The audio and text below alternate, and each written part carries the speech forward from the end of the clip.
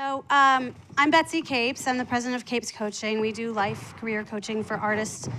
And I'm so thrilled to be here with this fantastic panel who I'm going to let introduce themselves. And we have a ton of questions. I have a ton of questions for them, and I have some from you too. So we'll dive right on in after we do some introductions. Hi. Hi, everybody. How are you? My name is Erica Bynes, and I own Headline Talent Agency. We represent actors for Broadway, film, and television in LA and New York. We have about 100 clients, and there are 2 agents now. There was Lisa Lawrence, who worked with us for 7 years, passed away a few months ago of cancer. Yeah, she was our family. So now it's just Ben and myself and an assistant and a bunch of interns for the summer. This is my client, Clifton Davis, who really needs no introduction, right? I know. I'm Clifton Davis. I currently play the Sultan in Disney's Aladdin on Broadway. I am also Lawrence Wilkins in Iron Fist. I am also Ephraim Ware on Madam Secretary.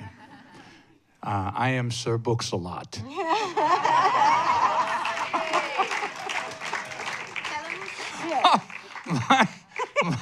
Courtney Reed, who plays my daughter Jasmine on Broadway, said, "I got a name for you, Sir Books-A-Lot." Anyway, I've been an actor for 50 years, and it's been a blessing, and I'm happy to be here. This is crazy to me. Irene Cabrera, I work for DDO Artist Agency. We are a bi-coastal agency, but there's only 3 of us in New York. I cover film, TV, and theater. And there's about another 20 plus agents in the LA office. They're much larger. We just created a new voiceover department that we're very happy about. It's the first time in the 40 plus years of the agency that we've had a voiceover department. So it makes us full service. And this is my beautiful client, Ceasar Fernando Barajas. We've been working together for over almost 4 years or so. And he can do that. Hey guys, what's up? So happy to be here. Thank you for having us. My name is Caesar F. Barajas. I have been with DDO Artist Agency since 2010. So I've been signed with them since I was in Los Angeles. And my lovely lady to my right is one of the main reasons why I ended up moving to New York. I am with the agency in the capacity as a voiceover artist, as a film actor, a television actor, a musical theater artist, a dancer, a fight choreographer, as well as a dance choreographer. And a print model. And print model, I forgot. Thank you. That's fairly awesome to hear, but very hard to swallow sometimes. I'm like, what? But I get an opportunity to do a bunch of little different things here and there. Very, very blessed to be here. It's a cliche to say sometimes, but I honestly should have died about a dozen times because of stupid shit that I was involved in. And I am prior military, and so part of what led me to acting was, thank you very much, 7 years U.S. Navy. Part of what led me to acting was to sort of get out of trouble. So I'm very happy to be here. I just shot Tracy Morgan's new pilot, The Last OG. I play his cellmate named Teardrop. I've got 2 literally teardrops. Gangsta, baby, I'm gangsta. I've got 2 upcoming musical theater shows that will be happening just as soon as I get back from teaching yoga in Tokyo. I just finished shooting some interactive motion capture work for video games. So if there are any specific questions about being across the board, please feel free to ask them. But I am a master of nothing, and I'm good at everything. Aren't they fantastic? So we're here to talk about the actor-agent relationship and really what it means to nurture it on both sides, right? So I'd like to just start, we can start with Erica. And Clifton, how did you find each other? How did this relationship begin? Through somebody we're not going to, somebody that we're not going to mention who. Basically, Clifton came in for a meeting. We were just talking about that. Was it 8 years ago or 9 years ago? It was, I believe, 8. I think it was 09. 09 or 10. 09. I think 09. Mm-hmm. So Clifton came in for a meeting, and at the time, Clifton was really working as a minister, which he still is a minister, but he'd obviously worked as an actor for a very long time, and I basically said, why aren't you working as an actor? And he had been at a big agency in LA. He got to a certain age and then was told, oh, there's not roles for you. Chose to be a minister during that time. And I said, we're going to spend the next 2 years. You're going to get in every room. You're going to hate it because you're going to have to audition for everything, even though you're Clifton Davis and everybody knows who you are, but people don't know who you are now. And so you're going to have to go in these rooms and get people to love who you are now. Give me 2 years and I promise you will work. And 2 years, and he has literally not stopped working, like literally not stopped working at all. I mean, he's, part of it is luck. And, the thing is that our relationship, I think we have a very good relationship. We talk about everything. I understand what his brand is, given that he is a minister. I push him when he needs to be pushed. His wife, where's Monica, is in this audience. Monica is seriously, she's incredible. They pay when they're supposed to every week. Disney does not cut checks to agents, in case anybody is wondering. Monica makes sure every week that we're paid. Residuals are always paid because he does a ridiculous amount of television. It's just we work collaboratively. We communicate with each other. I always tell him if I disagree with something, and he tells me if he disagrees or why he feels he can't do something. And I'm always going to support. Ultimately, I'm always going to support what he wants. Right? I can guide you to the best of my ability, but you are at the helm of your own career. So you have to remember that it is your career, and you just need to take the advice that you're given by people you trust, and use that to the best of making a decision that's right for you, right?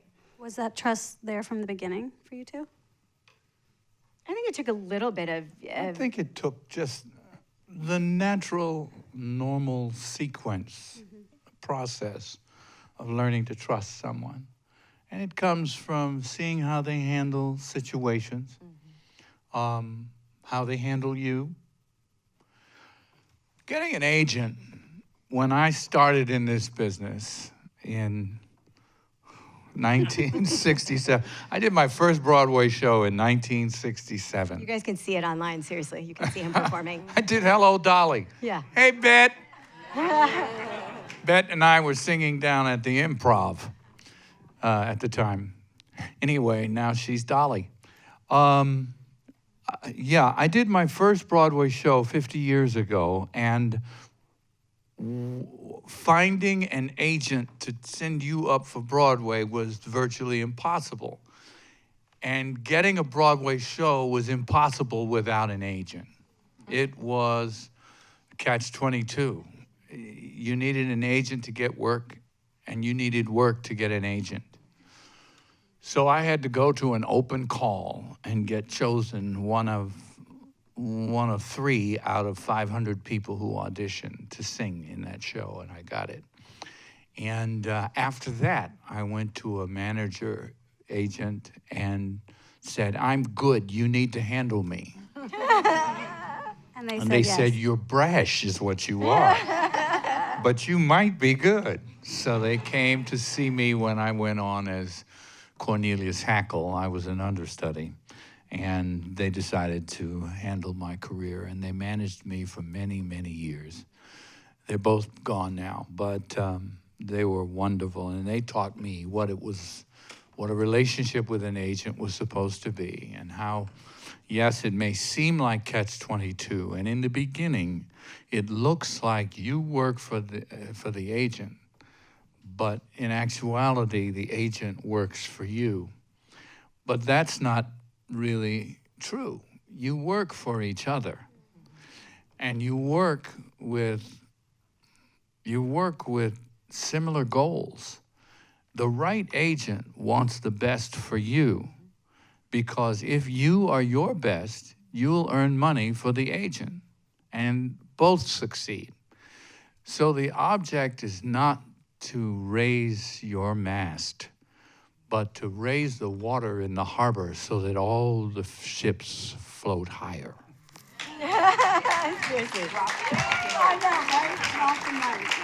Wow.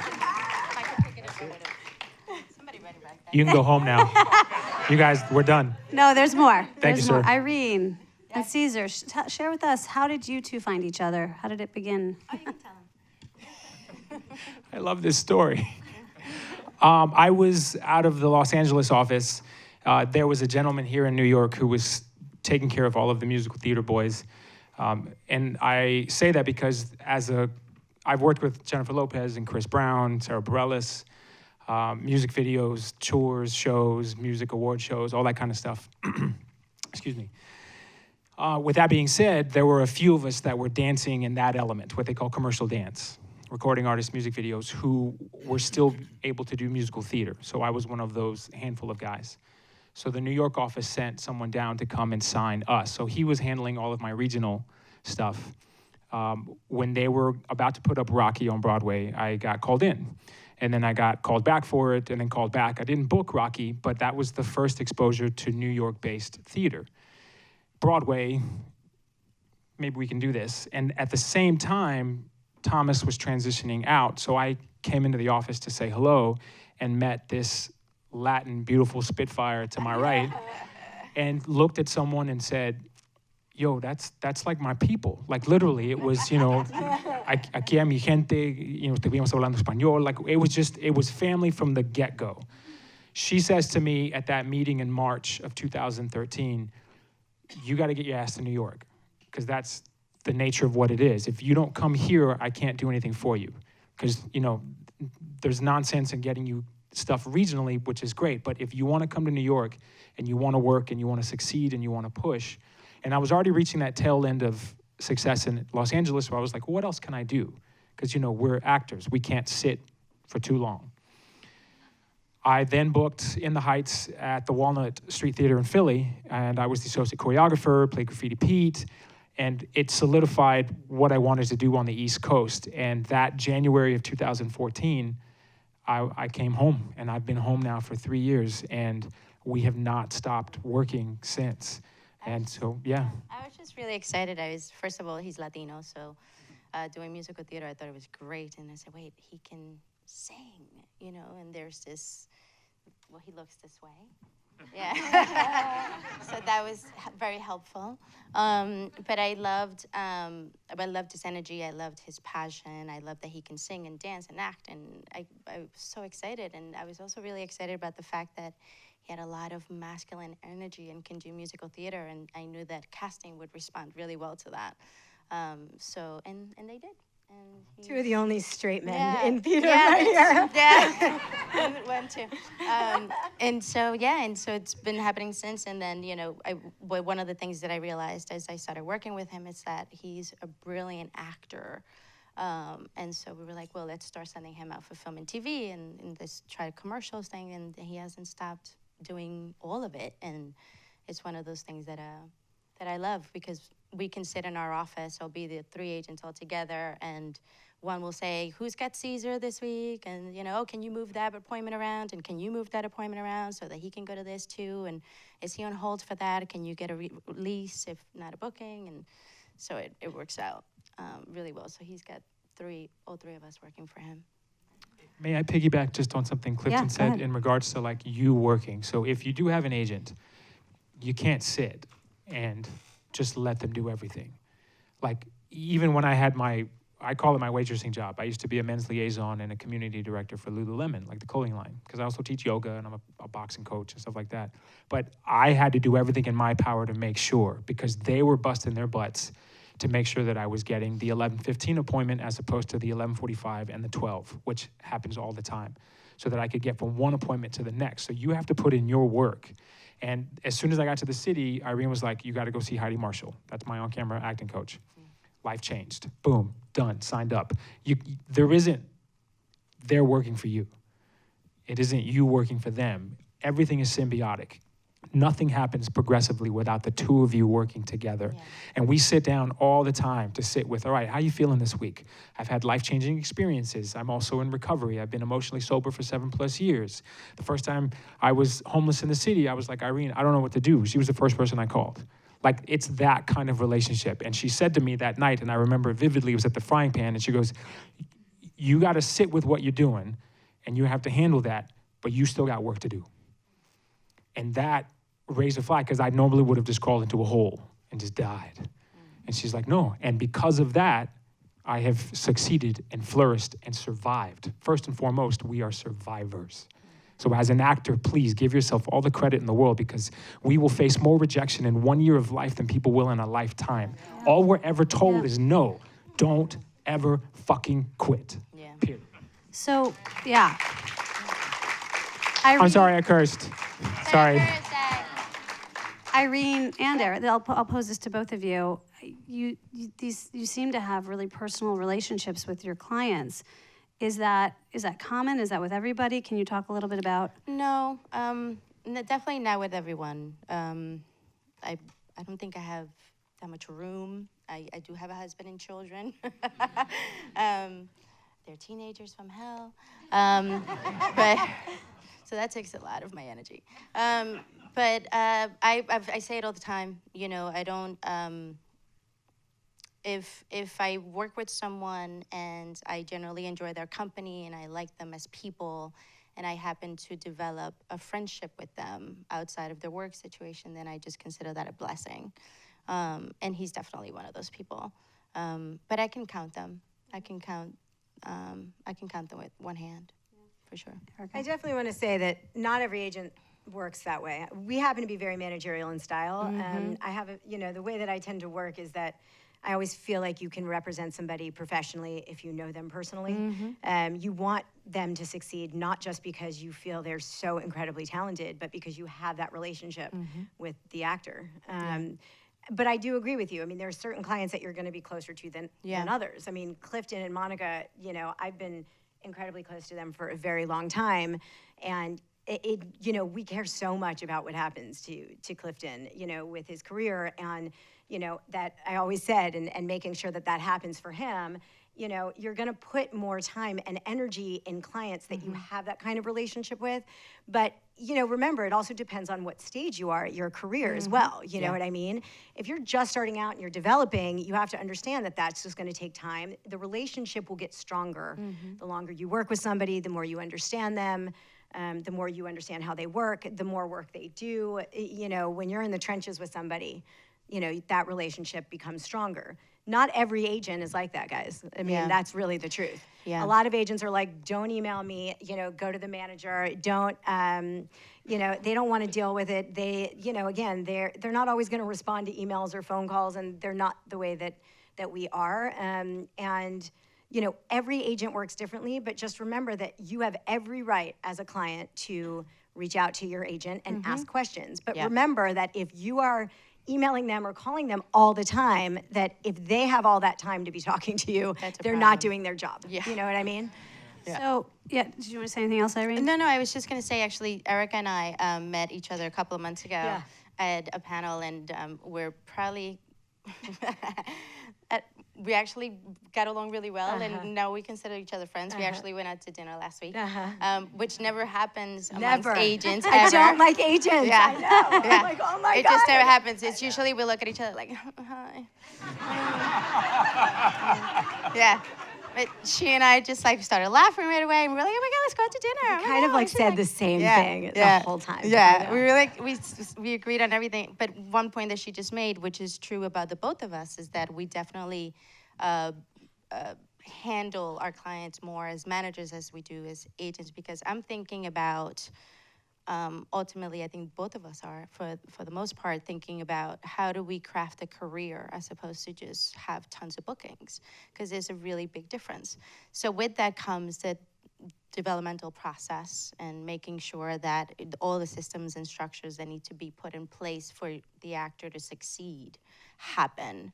And so, a lot of times, we're talking about, especially with somebody like him, are we covering these up for the audition? Or are we going to show them off? I'll get advised, and she'll say, just, you're going in to see so-and-so, make sure that you're in, a button-up shirt. Doing this, and or make sure you're in the coaching. tank top to actually visibly see them. Because, the tattoos are a thing now and yada, yada, but... Sometimes they're not.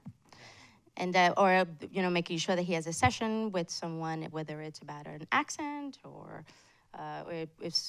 coaching for on camera or putting himself on camera. So we I talk was about gonna say, actually, everything. the on-tape thing with Yeah, Clifton, tips, that was yeah. like really the only thing Clifton had to learn how to do. And actually, Monica more than Clifton, because Monica was always Clifton's reader. Before you moved to New York, before you guys were in Vegas, the first couple of years, everything was basically on tape. And that's actually how you booked your first Broadway show, which was Wicked. Yep. He actually had auditioned on tape, and you weren't right for it at the time, or the role. I had And auditioned in New York, Oh, that's right. and I didn't That's know right. the material That's right. well enough. And they were very kind. They were. Yeah? Oh, they were very kind. It's hard not to be kind to Clifton. But I'm abrupt. just saying. Clifton, you don't really know this stuff, do you? Get out of here. Come back when you know this material. Come on, you look good. It'll be great. Come back once you've really learned the songs. So And then they, you know, I said, yeah, you're right. they came back to us and they, this is like months later. All right, well, can he put himself on tape? They offered it off of that.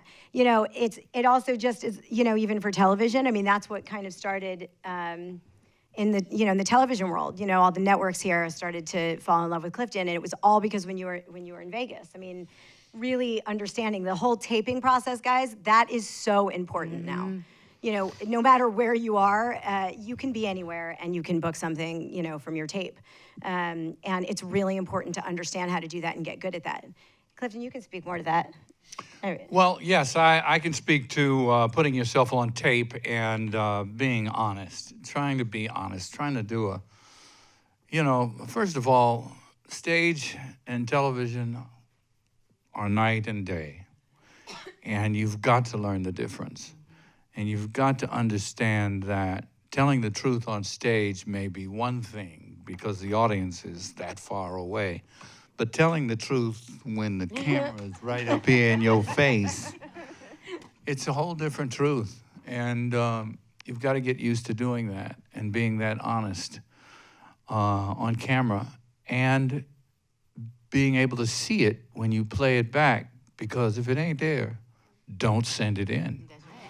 And so fortunately, my camera crew is my wife. And she'll keep you honest. She'll Oh keep my you really God. honest. Oh, and she'll look at me and say, you should do that again. You should do that again. You can send it in, but it was awful. Anyway, I wanted to address something else that Erica and Irene said, and that has to do with the managerial style of agenting. This is a rarity. You have two in this room, but they're not two in any other room I've ever seen. I was with ICM from 1972 until 1982. And after that, I dropped out of the business for a while, did a couple of degrees, and I came back, and I went with ACA or something. APA. I went with APA. And I was with them for a lot of years. And then I drew the line at the kinds of things that I would do and I wouldn't do. And they decided they couldn't help me. And so I was dropped. For many years, too, guys. Yeah. A lot of years. Of course, the year they dropped me, I did 2 movies and a play. There you go. And I didn't have to pay a commission. But the point is, this style of agenting that these women are describing is uncommon. Typically, an agent, and justifiably, an agent is about getting a person in the room for the audition, getting a call back or a booking, signing the deal. Negotiating the contract, closing the deal, getting your commission, and getting your client paid. That's pretty much what it's about in a nutshell. If you want direction in your career, if you want to know where you're weak and need to be made strong, talk to your press agent, talk to your manager, talk to somebody else, because we don't do that. We present your picture, they like your picture, we try to book you, we negotiate the deal, we sign the contract, I get my commission, you get paid, next. And too often that's the case. In these rare, wonderful instances, here are women who are agents who take on the style of a manager, who see that you could use strength in one area, you could strengthen your... This lady had me go to a vocal coach. Now, I've been singing forever. She had me go to a vocal Literally, coach. guys, he was nominated for a Grammy for writing Never Can Say Goodbye for the Jacksons. I'm just saying. Yeah. I've been in every piece of this business, but I went to a vocal coach, and it helped me in my Broadway auditions. I've been making records I work for Motown. What are you talking about? I worked with Michael Jackson, but I needed a vocal coach. And she was right, and it helped me. So Tracy Grimaldi came in, and she helped me. That is the kind of agenting that these ladies do. Don't look for that everywhere. A manager is really the one who kind of guides your career, suggests which direction you need to go. Maybe you should do this Shakespearean play because you don't have any Shakespeare under your belt.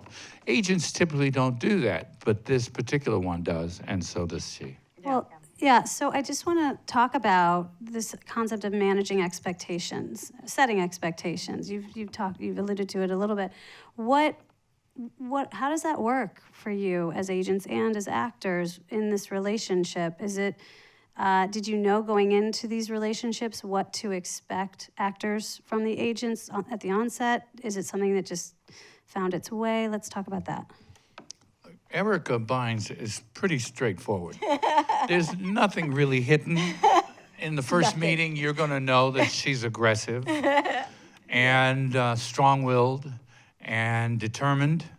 And you're going to know that she knows what she's talking about. She has confidence. And if you can't handle it, then you probably should leave. That's Pretty why much what I they're say, too, friends. I happen to love same that. thing. Yeah. Yeah, it was a sit down. When I say Spitfire, it's like, okay, what do you want? Because this is what I want. And if you don't have an idea of where you want to head, I can help you with that. But I had already come into this a little bit later on. I started dancing professionally when I was 15. So I've been in the game for a minute. But it was getting put into a chair and told, this is how it's going to progress, not because it's my way or the highway, but because I have this much experience. You read her bio. I did the same thing, researched the hell out of her, got in the room and was like, not is she just going to be driven and passionate and intelligent and a force to be reckoned with, but she's also a person. And again, ultimately, we're all human. We have to understand that there is not enough courtesy and kindness and selflessness in anywhere, regardless of whether you're working Wall Street or whether you're an actor. And so I walked into the room and met a fellow human who treated me like a human. And for that, I will walk through fire for this woman. All right. And there was another agency that wanted to poach me. I almost kicked their ass. And I said to her, I was like, don't worry, because I'm not leaving. So long as you and I keep doing what we're supposed to do for each other, I'm not going anywhere. I don't care how big I get. That's not what's important to me. I don't give a shit about the money. I don't give a shit about fame. I want to be a professional working actor. That's what I do. Never in my life did I again imagine that I would be doing that. But because she's a human being and treats me like one, I'll do what it is that I need to do. So just treat each other kindly. Well, I think he's also a great listener, so I think that's a huge part of it. It's, being able to lay out what my idea of what his career could be and engaging in that process and acknowledging that no matter what, as an actor, all of you have to continue to work on your craft all of the time. And that was the first conversation that we had. I was like, how do we do this? And how do we shift from going from the commercial dance world into the musical theater world? How do we present him in front of casting directors? How do we then take on camera classes? Because I do believe he's a really amazing actor, first and foremost. And so we've been doing all of that. So our 4 years together have been in constant forward movement, but very much about learning, getting better at what he's not so good at, getting even better at what he's great at, pushing for that, making sure he's healthy and he's happy, and that, you know, we check in with each other. Erica and I talk about that all the time, where it's important that as agents and for managers too, I think that we check in with the clients to see where they are. Managers should probably do it more than they do. Yeah. Let's be honest. But check in and figure out, you know, where is this person at this point in their lives, and knowing that, and how do you maybe sometimes need to pause, and sometimes you just got to push through it. Additionally, in terms of managing expectations, those expectations should be based on a few fundamentals, in my view. The one primary fundamental is mutual respect. You have to respect that person who's representing you in the industry, and they need to respect you with your emotional basket case self. Come on, if you're an actor, trust me, you got issues. Yeah, we do. Yep. We know the front you're putting on. I got one right here. What you talking about? But managing expectations, they need to respect you and you need to respect them. And you have a reasonable expectation that they will work for you, that they will look through all the breakdowns to see what's right for you. And vice versa, you've got to keep your skills sharp so that when the opportunity arrives, preparation meets opportunity, and that's success.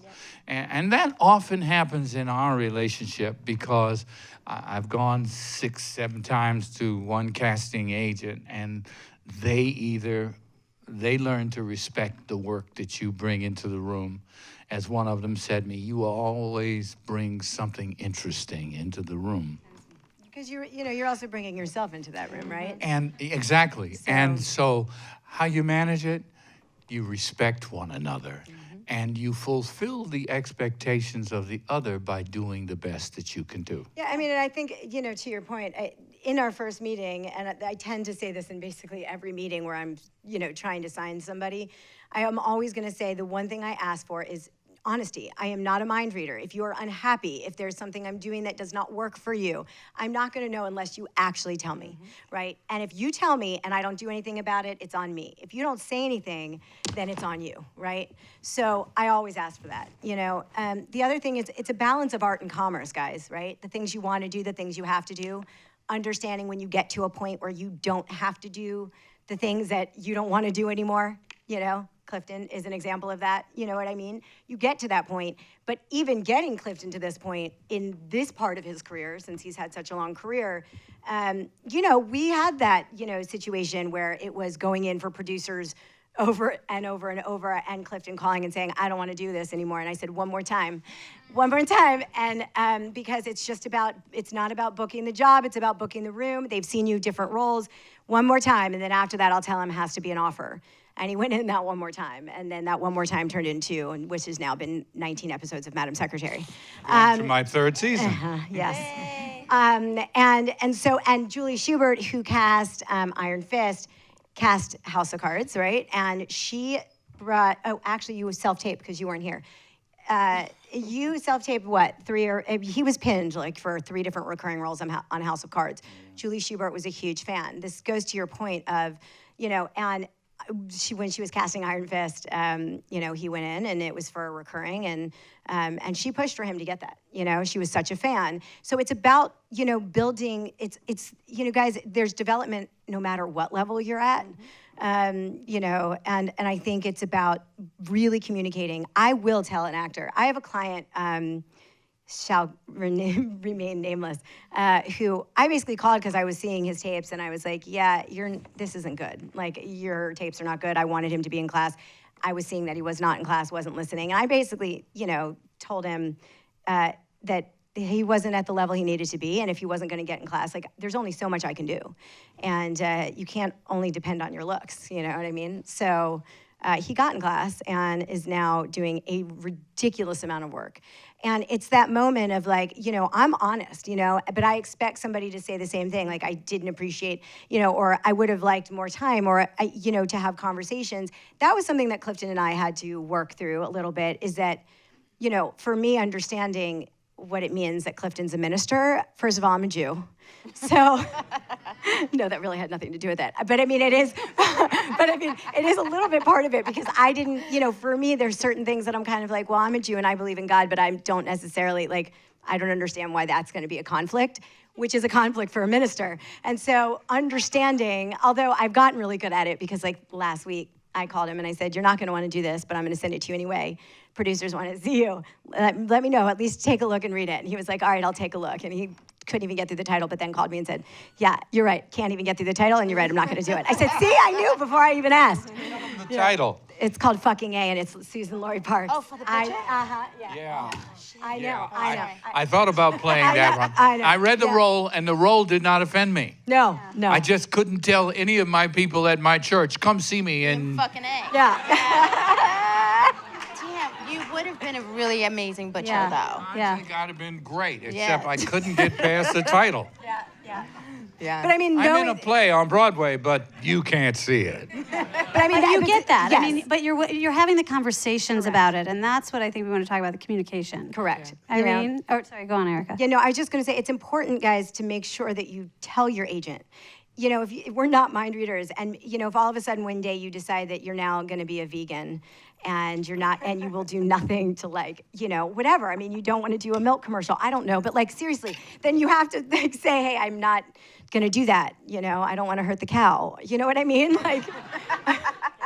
No joke, I had nothing dinner wrong with the with casting veganism, director a couple though, weeks by the ago, and way. that's why she's a vegan now, because of the cow. A cow she met, seriously. Wow. So it's not, see, I know it sounds funny and ridiculous, except It's that's real. It's real. It does happen. I know. Irene, yeah. So, I mean, you have to communicate those things. And so, the idea is that we're here to help you, have the career that you want, right? Because what I might want for you and what you might want for yourself can be a little bit different, and it's about making sure that it's aligned. We've talked about at different stages, what he wants to do and what the focus is. And I told him he can retire after he wins an Oscar. So we're an Emmy and then an Oscar. Monica's like, please, no, don't do that to me.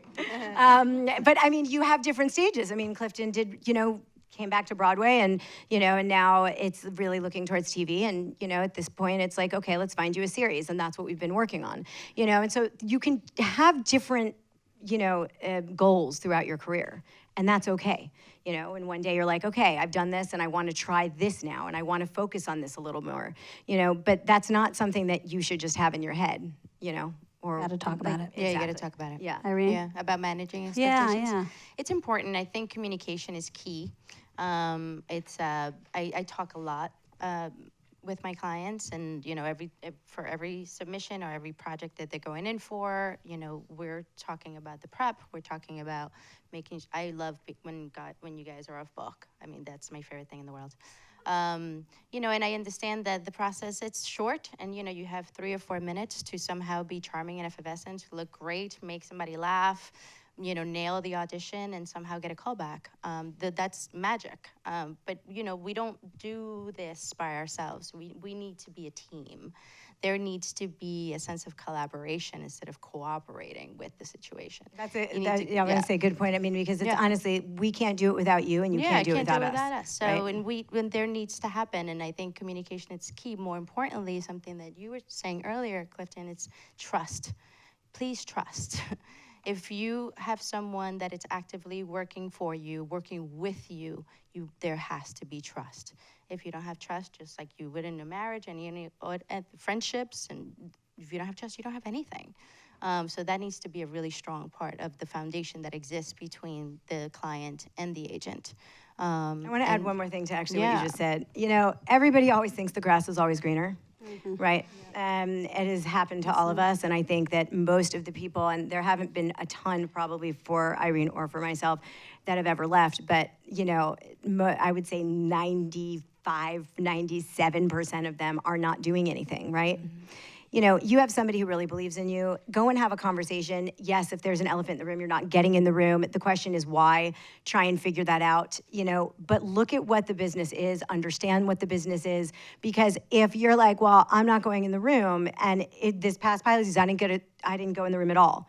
And my question to you would be, are you white? Because if you're white, you're not going in the room right now. And that is what the climate is. And that's not gonna change if you go to a different agent. No matter how good they are, you know, you think that, you know, it's always gonna be better. But what you don't understand is the process is still the same. You know, the people are, everything is the same. There's not a thing that Irene can do that I can't do. You know, we do the same job, we just do it for different people, and it doesn't mean that if she gave me some of her clients and I gave her some of mine, she would probably do an amazing job, and so would I, right? So just remember that if you are fortunate enough to have a good relationship with your agent, you know, if something isn't working, communicate that. It's unfair for you to be like, oh, I'm leaving, and I will, like I said, you will find most of the time that you think it's always gonna be so much better. Yeah. And it might be for like the first couple of months when they're trying to prove that you didn't make a mistake. Yeah, And and, then- it's happened. I mean, you know, I've been fortunate where I haven't gone through that a lot, but, you know, there was one that definitely stung a little, and it was very, very sad because she was booked, and I don't even want to say the show, but And it wouldn't have happened without yeah, Irene. I still kept, you know, Yeah. I still got the commission for the next year, which was great, but the person that she's with right now, it's not And she doing hasn't anything done for her. anything either. Yeah. And so, you know, that's the worst part. Like, you Yeah. work so hard together, and you're that's finally so getting sad. yourself to a point in your career where you're like, wow, I'm a working actor, right?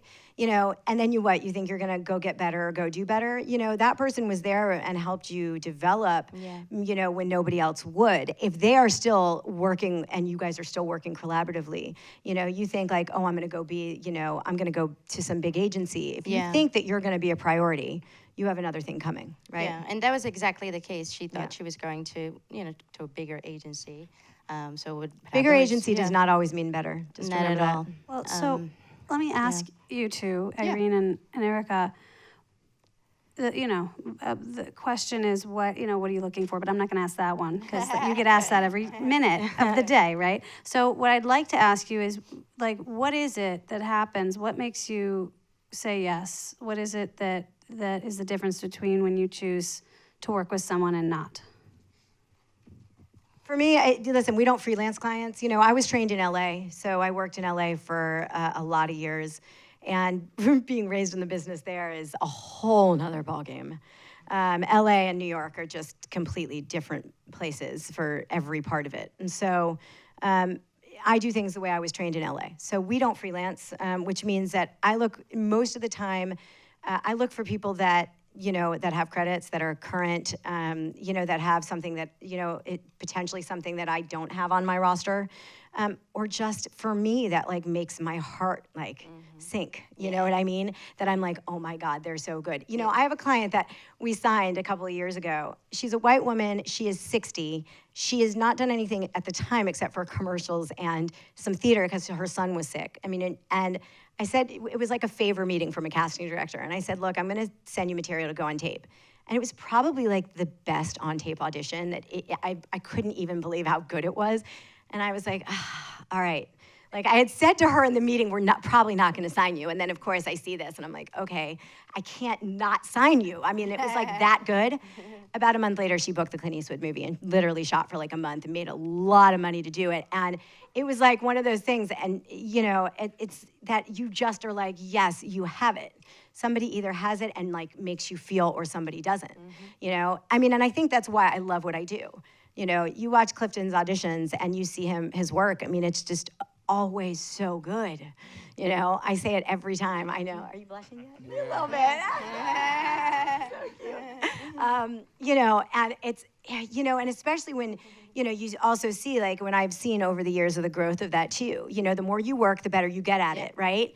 And the more you audition, the better you get at that. And so just those skills, and, you know, I also look for people that are going to do what I say, that are dedicated to their craft. What I mean by that is, like, do the work, you know, like, that are not going to be just sitting there like, and know better than me. Yes, you know? Yeah. And I would say, you know, listen, I've been at a one-on-one or an Actors Connection, and I've signed people from there, or I've tracked people and then signed them. You know, again, if it's, sometimes you just can't say no. I mean, that's, right? I mean, would you say? I mean, for me, it's definitely my gut. You Yeah. know, it's like, I feel it, I know it, you know, and actually most of my decisions are made through my gut and my dreams, which is a little scary. But yeah, I just, you know, I'll see something, I feel it. They've moved me, or if they've made me laugh, or I can't stop thinking about them, you know. But ultimately, I love storytellers, you know, and that if I can be part of that journey in some way, and clearly for someone like me as an agent, then it just becomes facilitating that journey in some way. But I love that, and, you know, and I'm looking, you know, I'll see people that haven't done shit. Oh, sorry. They haven't done anything, like, they'll be out of school, but maybe they've just graduated, but I can see in their training section that they've been actively working on either taking classes or meeting with different vocal coaches, or learning a new craft. I mean, I can always tell what they've been doing, and it's important to see that either there are credits, of course, because we want that, but ultimately, if they're out of school, they're young, and if they've decided to start this new life, which happens a lot, and I love those stories too. And you can see they're working to get seen and working hard to be the best actor that they can be, then that's what I'm attracted to. So I've found people in the craziest places. I mean, the streets, you know, I followed this voice at Jeannie's You know, Cafe in Harlem once. You know, I actually just was talking to this manager the other day, and she sent a potential client, and he is on Tyler Perry's, I don't know, one of his shows. And I don't know. But literally, he got discovered. He was a bartender in a really, like, you know, hip bar in LA that, like, nobody can get into or whatever. And Tyler Perry was there and walked in, met him, and said, "You're the guy I've been looking for," and put him on his series. Yeah. I'm just saying, you know what I mean? Like, you talk about what it's like that, you know? Right place at the right time. Yeah, exactly. Yeah. So I'm going to get to some of these questions because we have a lot of them. This is for Irene and Erica. Eric Shark's question. Eric. Hi, right in front. Hi. All right. Do you encourage or discourage your talent to do background work? I've seen some actors move from background to small parts, but I've heard some casting directors take you less seriously as an actor if you do it regularly. I would say don't put it on your resume. I mean, there's no point in it. You know, I don't think that it's, I mean, listen, I have a client who did background work, but he was Tyler Perry's stand-in, right? I mean, and he did that for a long time, and that's how he really started to learn to act. He just booked a series, and it just got picked up, and he's about to start shooting. That was like, he had done that. I basically said to him, you have to stop. Like, no more of that, no more co-stars. Like, you get to a point where it's like, he had done all this stuff in Atlanta. Yeah. It was like, now it's time for you to, you know, to do other things that there's a progression, and when you get to a point where you can't do things at a certain level anymore, you know what I mean? And I would say that it's okay for you, especially if you need to make money. Is that gonna help your career? No. Yeah. I don't think it's going to help your career, and I don't think it's going to necessarily help your acting unless you are, you know, unless it's at least surrounding you in the right situation, and you'd rather be doing that than waiting tables. That's okay. But be careful, because if you're featured enough, then you can't do the show. I mean, you have to be careful there. You know what I mean? Same. I would do the same. I would just remove it from the whatever resume you have. Great. Another question. Actually, I'm going to do this one. So, this is from Joe Young. Up there. Hi, Joe. Would you say there are limits? This is for Aaron, but I think you mean Erica and Clifton. Would you say there are limits to using material from another medium in an audition, i.e. film for stage? Also, how do you use the camera to your advantage for a stage audition? Oh, I'll let you answer that one. Well, let me let me hear the first half of that question again. Sure. Would you say there are limits to using material from another medium in an audition, i.e. using film material for a stage audition or vice versa? Yes, I would, because in terms of auditions, like material for like kind. If you're going to audition for film, do a scene from a film. Unless it's a brilliant Broadway show that has an intimate scene or a large scene that can be done in a knot. It's written differently. It's written differently, it's expressed differently, and film requires intensity to some extent, even if you're intensively passive. No, I wouldn't cross over material. Use like material. The second half of that question is? Also, how do you use the camera to your advantage for a stage audition? Okay. I always, well, in the workshops that I've given to actors at universities around the country, I've always said the best lesson I got was working from the inside out. When I started in the business, I worked out in because I was showy. And so I would do all this big stuff. And then you had to whittle all of that away to get to the truth. And I learned along the way that I did a reading of a play written by A.E. Hotchner with a couple of actors, Eli Wallach and Paul Newman. And I had a role in this reading. They were reading. This was an amazing experience. I didn't even know about this one. No, this is long ago. And wow, these guys, and it was a play. And they came with this movie knowledge, but they came with truth. They came with economy. They were very economical. They didn't have to do all of this demonstrative acting. No, they sat and they told the truth. And it was so powerful. And I walked away from there. The show never got made, but I certainly learned a great deal. So I say that to say this: start small and get it larger, because theater is larger. It's a heightened sense of reality, right? When I got the Sultan in Aladdin, I came straight out of Wicked. I was in the national tour of Wicked playing Dr. Dillamond, which I loved playing. I had so much fun. But I also came with a sense of television economy. And so you can always get bigger. You can't always get smaller. So I started smallish with this character and read the lines. And they said, I like what you're doing. Can you do it a little bit bigger? What a great thing to be asked, you know? What a great thing. I can always do it bigger. And so I did, and I got the part. And I've been there 4 years. It's been wonderful. Yeah. But the point is, start small and expand it, because stage is a lot of people, and what would work on film with just a glance of your eyes needs this on stage, you know.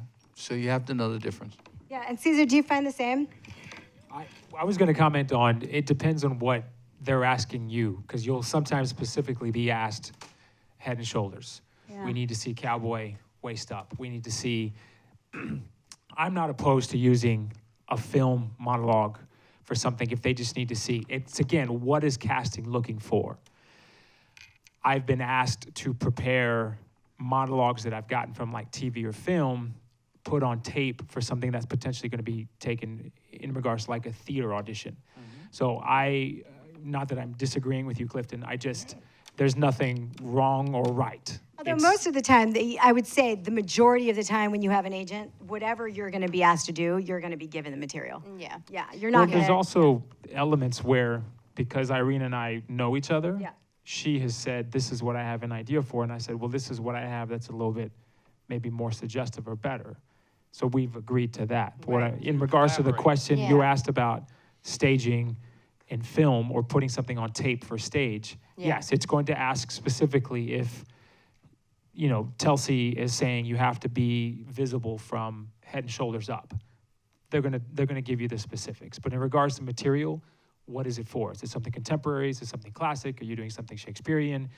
That's the But essence. I would say, like, and in terms of that's because that's on tape, I would say, though, generally speaking, if I go to a one-on-one or an actor's connection, I always have a hard time when people come in. We talked about this. We did, yeah. And when you come in there and you're doing theater audition for one of those kind of settings, and that's because TV and film it's gonna play much better in a room like that. Yeah. And so when you're talking about, like, when you're in a room like this, if you're coming in for an audition, it's a little bit different.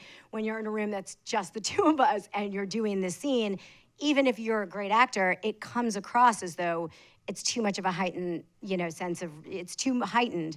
And so that comes across as too big. Yeah. And so I think it also, Caesar, to your point, like, it depends on Where the you're going in. situation and where Yeah. you are. And Yeah, and I would respond differently to that too, in the sense that if it were someone doing material, let's say by Stephen L. Gurgis or Susan Lloyd Parks, where I find their writing to be so cinematic, then I would encourage that. So it But depends on that what is it is. specific, and it's also Yeah. specific to the actor because Yeah. that is And very can they handle difficult that material language? to Yeah. do. And know what Yeah. you're going in for, right? Yeah, Yeah, exactly. knowing what you're going in for. Absolutely. Irene, this is a Yeah. question for you. Stephania? Hi, in the front. How are you? What is the chance for the actor with an accent to be signed with your agency? I was thinking about that earlier because I'm actually dealing with that right now. It's someone that just moved here from the Dominican Republic, and our accents are totally different, but I can hear it from miles away. And I'm working with him on that, specifically because we just started working together about a month ago. I wanted him to get seen for Hamilton. He did go in. We worked on it. I was very honest with Bethany and the team over at Telsey about my concerns about his little bit of an accent, and they heard it, and they had him come back in and work on some stuff. And so he and I will be working on that on our own before we go back in for that project and for other projects, really, because he's also someone that I can send out for film and TV. But English as a second language, it does come up, and it can be problematic, but it won't steer me away from working with the actor. You guys, being in the United States, right? The majority of the roles, are American, British. I mean, it can be different ethnicities of this, but when it comes to accents, and a lot of times, like, they'll say, oh, they want to, they're looking for a Russian role, and they've literally cast like somebody from Texas to play Russian. Sure. You know what I mean? Yeah. I'm like, really? Yeah. I'm like, that is their idea because at the end of the day, you have to remember who the audience is, and that's Middle America. Yeah. So, like, given that it's Middle America and that, you have to understand that, what their idea is and what, living in New York, being a melting pot, and what our idea is here is very different. And so it's okay to have an accent, but if it's too thick, it's going to be a problem. It's gonna be a problem. I'm going to have casting directors who've told me, they're great, but their accent's too thick.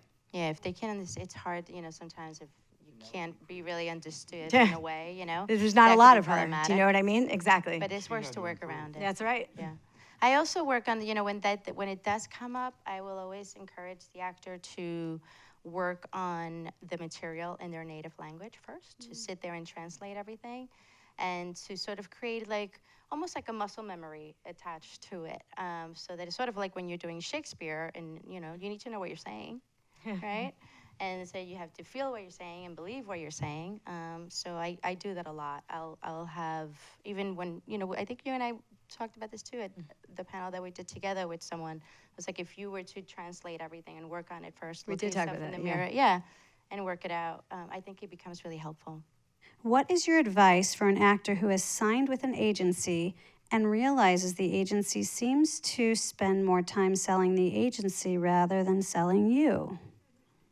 I would be honest. I mean, I would talk to your agent, and I would just at least, and there's a better way to say that, not like, oh, you're all about yourself. But I would, make it about, well, Can we talk about why am I not getting the auditions I need to? What can I be doing to fix that? Is there, anything that I can do? What is it that you need from me to do your job better? You can flip it in a way that you can say it that way. And ultimately, if you realize that maybe they're just not the right agency for you, but also, if that's the case, I'm always, I'll never poach a client, right? Somebody comes to me and they're unhappy, I'll sit and take a meeting and then I say to them, you do what you need to do, come find me when you're done. Because I'm about karma, I'm still waiting for it to come back to me, but I do believe at one point it will come back to me. I'm coaching them. I'd love to add that it's ultimately an open line of communication. So if there's something that needs to be addressed, Regardless, yeah. if you are respectful, tactful, articulate, clear with how you feel, there shouldn't be any animosity. There shouldn't be any hard feelings. It's just, this is what I'm feeling. It's a counseling fucking session. You're just going in and saying, this is how I feel. What can I do to make me feel a little bit different?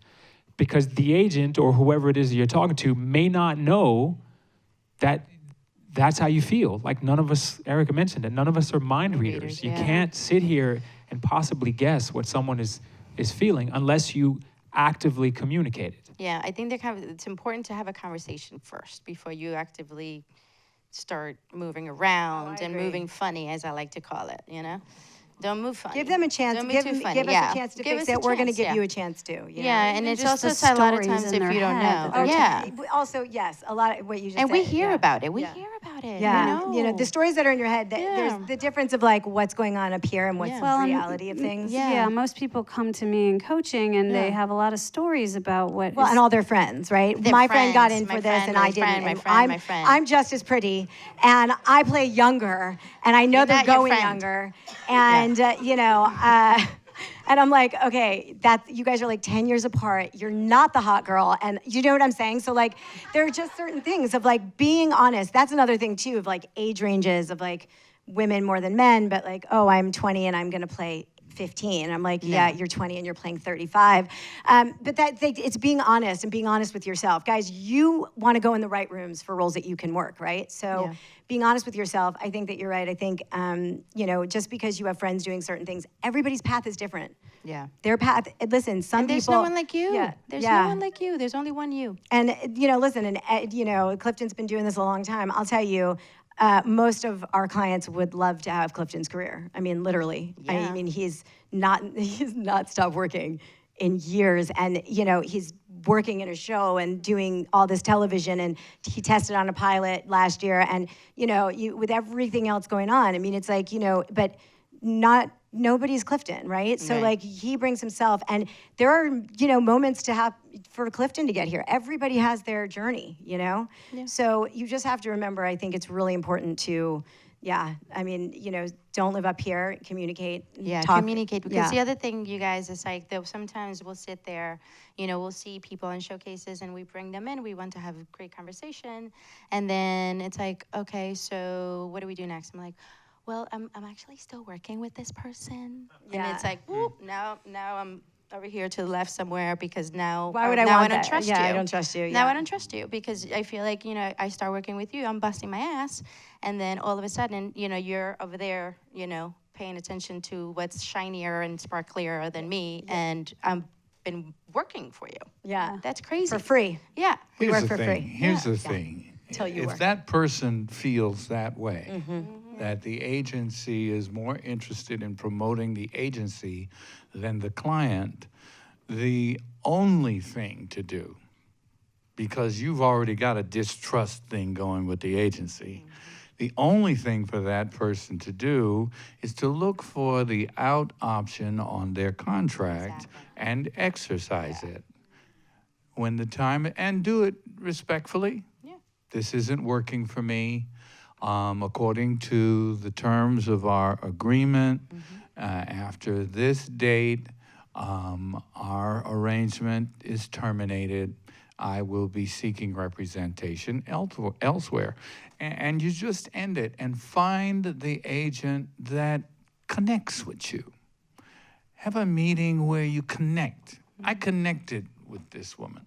I liked I liked her.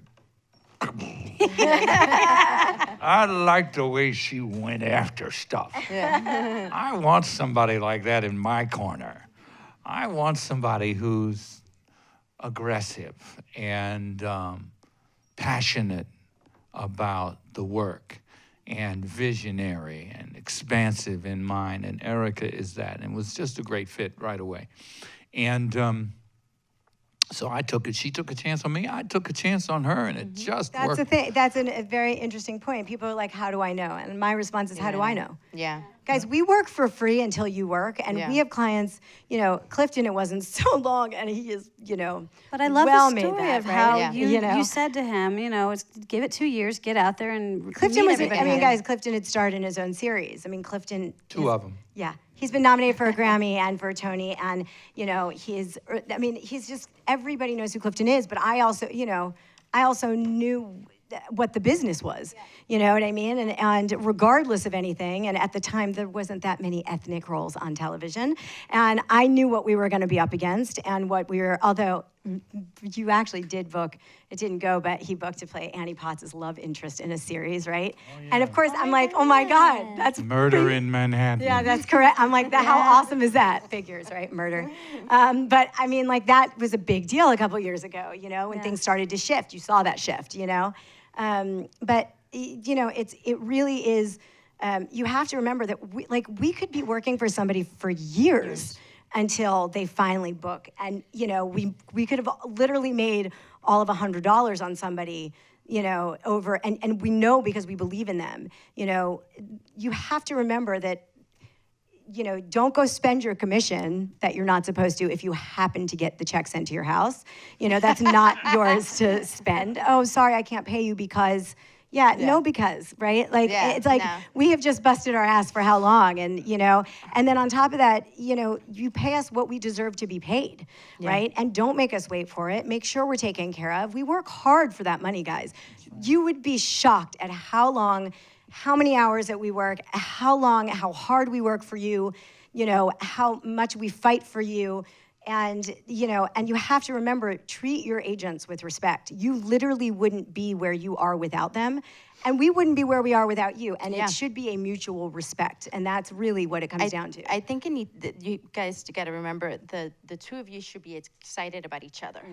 You should be excited about working with this person, and this person should be excited to work with you. But it's like, I was just thinking about it today, because he and I went out Friday night. Then he went to go see a show, and I stayed out, and then I realized, like, okay, great, I have the weekend. And then Saturday night, I was out with another client of ours, and, in his film premiere. And then last night, I remembered, I was like, oh, my Google Calendar was like, oh, Kim is, my client that's on Broadway right now, doing double duty, doing another reading on her night off. And I got dressed, and I went out, and I was like, oh, shit, I haven't had a day off in 3 weeks. Yep. And so, I'm not getting paid for last night. I'm not getting paid Oh, for I the had night that all weekend, too. before. I was at the Soho Film Festival all weekend. Nobody All bought me a weekend, drink. yeah. Nobody bought me Yeah. a meal. You know what I'm saying? So it's Take her like- out. Who? Every time I come to the office, what do I have? I have Starbucks. donuts. I have food. Because it's just like I know you're working. Gotta take care of Well, him. and when he travels too, he always brings his presents, I always which bring we him love. Especially when it's Souvenirs. fashion. Yeah. Yeah.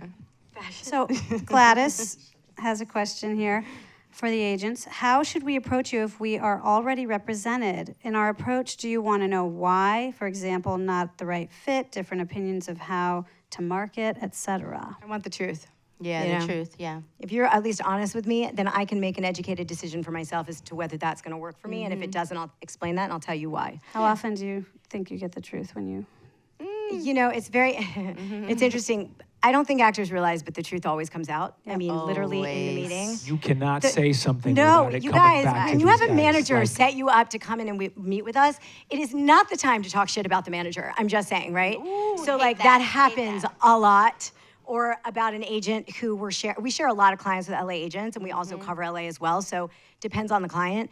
You know, the last thing you want to hear, if you're saying that to me, what that says to me right off the bat, I would say you will hear something in every meeting where you realize the truth is there. It's the always truth will there. always come out. Yeah. But It do you always find comes they're out. trying to your clients are afraid of being dropped or want to please you? I think it's more about being dropped or not doing. There are some clients that are just I think they're always looking for something better. You know what I mean? So it's just never good enough. You're right. Yeah. And the friends thing too. Oh yeah, that's a stand real that. problem. The friends thing. Oh, my friend booked this. Oh My no, friend, is going. my friend. I heard. I heard. So what advice? What would? Look at Irene, you guys. Oh, Irene and Erica. It's such bullshit, y'all. Yeah, Yeah. no, look, Yeah, I it's so can't stand funny it. because It's they're like- never right. Never. It's like, Never. I heard that, why didn't I get seen? And I'm like, they changed that to a woman. No, my friend went in. Oh, recently I had one where they were like, they said that they had been reading the script. And we spoke to the producer and they were like, no, it was for, it's Robert De Niro's new film. And Ellen was like, no, they didn't, because I just got the script yesterday. And so this came, like, it was, our client went in for just a meeting with her, and she said to Ellen, literally at this meeting, I know a lot of my friends have been reading the script, and I know if they feel, and she was like, no, they haven't. No, they haven't. And she's like, Yeah. well, and she was like, I didn't, and she literally said to us after, like, she's like, I guess my friends, they really weren't reading the script. I'm like, how many times have I told you that every time you come to me and say, well, my friend said this, my friend just went in. I have literally sent emails to casting directors. Oh, I know you're seeing people, because I'll hear that. I'm smarter now. That was like when I first started. And, and literally they'll write back and say, we haven't even pulled sides yet for that. I don't know what you're talking about. Yeah. So most of the time you're wrong. Yeah. Yeah. Because it's telephone, right? Yeah. By the time you find out, It's it's so like, crazy. yeah, it's crazy. Yeah, and sometimes they'll be, get the phone call. It's like, hi, so I'm at 528th, and at an audition, mind you, right? And I know that because my calendar's right in front of me. I know what time it is. I know what's happening. And my friend, she looks just like me, and she's going across the hall, and I'm like, first of all, what I really want to say is, shut the fuck up. Yeah, no, seriously. Number one. And number two, it's stop talking, don't call me, focus on your audition, kill that one, and then we can worry about the rest. But it comes up all of the time. It just actually, and the same thing happened to me with Jenny Lumet's new project, Untitled. 2 clients going in, another 2 clients heard about it, they want to go in, and they're like, well, my friend said, and I'm like, I literally called Jenny. I've known Jenny for a very long time. And I was like, Jenny, what's up with the script? She's like, girl, I haven't even finished that. She's like, leave me alone. I'm like, and I'm like, nobody read it. Nobody's read anything. All we have are the sides that were just present for that audition. That was it. Just because your friend went in, and maybe they went in because also the producer, the director, somebody knows them, and they were on their list. Yeah. They went in, and now they realized after they saw them, oh, you know what? Yeah, this doesn't make sense now. We're going to change this whole thing. We're cutting the role, whatever it is. And now you're calling like, well, they went in and I should have gone in. Okay, yeah, you don't know the director. You don't have 15 series regulars or film on your credit, on your resume. They're not like you. Just because even if they're the same age or you're just as pretty and you're the same ethnicity, doesn't mean that you're the same. Well, and sometimes they just don't want to see that person. That's it. And sometimes the casting director just doesn't like you. And that's okay. Everybody. What advice do you have to Yeah. calm the anxiety? It's- I'm sensing like a collective anxiety of every actor in the world right now. Meditate. I Meditation. meditate. No. Stop dishing with your friends. Cut it loose. Yeah, with my clients, I have Trust them not your talk about it. agent. You can Don't ask talk the about it. question, like, listen, if you're emailing me every day, I'm literally like, delete. But Yeah. if all you have to do is like, send an email. I heard about this role. I feel like I could be really right. What do you think? Right? I'm the first person that's like, look, you're already on the list. I've already pitched you, or I pitched you Oh, this you probably morning, submitted or- it 3 days before Yeah, that. I mean, yeah, or, but I'll let you know, right? Yeah. But somebody who's, the emails of like, yeah, and I agree. I mean, it's, we've been doing this long enough. I promise. Trust, I want trust. you in the room. Trust. You're not in the room. You can't book. I don't make any money. So just talking about how wonderful you are is only so exciting for like the first like few days. And then after that, you're like, you know, now it's a job, right? So it's like, And to trust you that you're, Yeah, that you have you're that's doing what I'm your saying. job. Trust is first and foremost. I mean, listen, same thing happened with Ceasar. He went in for a teardrop. Well, actually, this other person that I started working with recently, he's fully tatted from head to toe, African American. I fell in love with him. Was one of those people that I was like, oh my God, who are you? Why do I love this person? Brilliant actor. And he went in for a teardrop, and then the casting called me. He's like, oh no, you know, Tracy wants a Latino, preferably, you know, Puerto Rican or Mexicano. Great, there you go, booked it. And then our agency party introduced them to each other. So I mean, there's no hard feelings. The same thing happened. I booked a role on Orange is the New Black. Yeah. They wanted tattooed, muscular, lean, spoke Spanish, you know, because they were doing the backstories like seasons 3 and 4.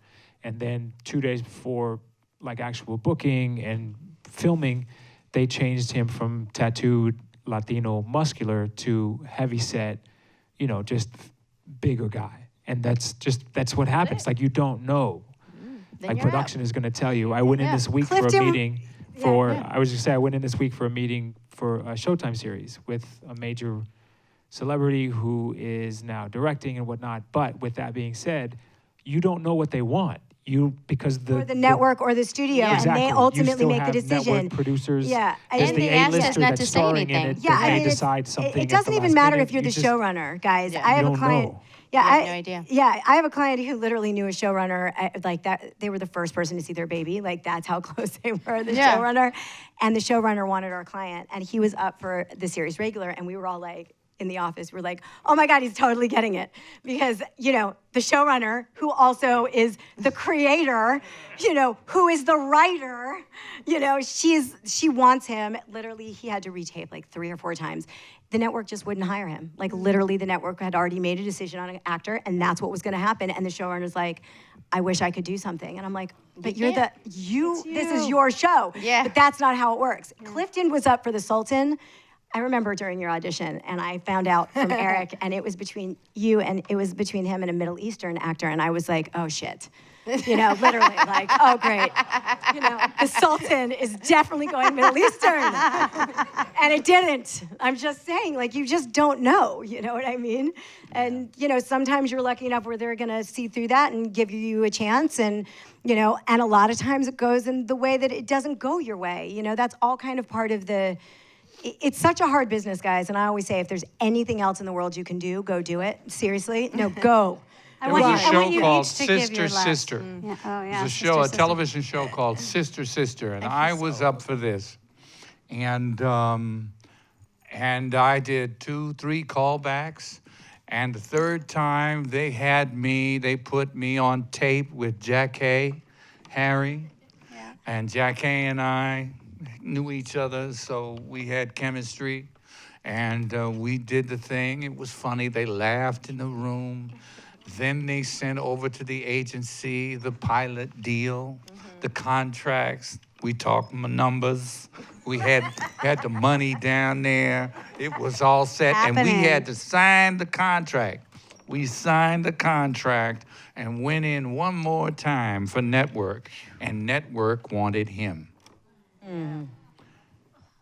And the him they wanted was the guy I helped get his first job on television. Oh. But for whom I had a world of respect. Tim Reed, who's a fine actor, and ended up being wonderful on that show, and we're still good friends. It helps if the guy who beat you out is your friend. If you like the guy. Yeah. And I happen to like that guy. And you're a nice guy. Yeah. I still like that guy. That's great. He did a great job, and they may have been right. Yeah. You can get that close Yeah. and not get it. That's it. And that hurts us too. Yeah. So I think it's time to wrap up, but I just want to thank all of you on the panel for incredible stories. And thank all of you To be continued. Thank you for having Continue us. nurturing the actor-agent relationship. And I just want to add, any industry relationship needs nurturing. So thank you all. Have a May great... I, Betsy, yeah, just, Caesar. I teach for a living. If any of you want to reach out via social media, I don't mind at all, like answering questions. I'm on Twitter and Instagram at Ceasar F. Barajas. Again, shoot me questions. I love sitting and talking shop. You know, somebody took the time to help me, so I don't mind at all. Thank you. Have a good night, everybody.